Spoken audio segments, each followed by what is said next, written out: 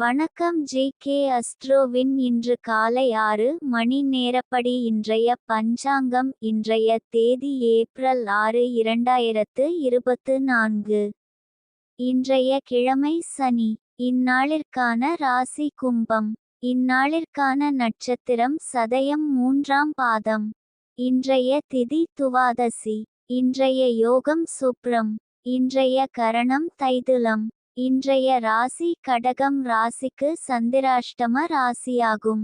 கும்பம் ராசியின் இன்றைய திதி சூன்ய ராசிகள் துலாம், மகரம்.